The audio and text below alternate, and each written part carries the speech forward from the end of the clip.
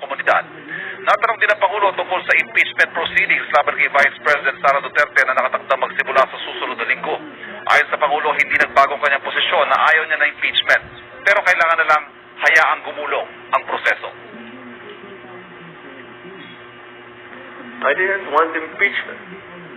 Lahat ng kakampi ko sa Kongreso hindi nag-file ng impeachment complaint.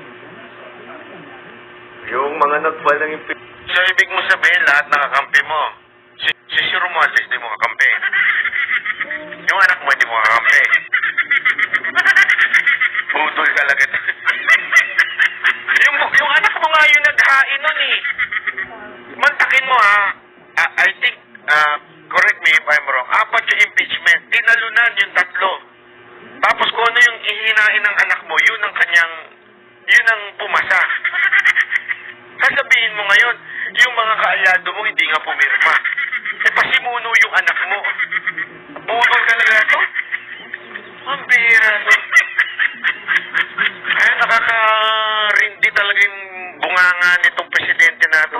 complaint, hindi mo masasabing kaya kong utusan o pagsabihan na ito yung gagawin mo. So, why do I have to keep explaining that I didn't want impeachment? Kasi po, budol ka. That's the truth. Why do you have to keep on explaining it? Kasi your words hindi nagre-resulta into action. Kaya pinaulit-ulit. Kaya nga sabi ni Claire, di ba? Ulit.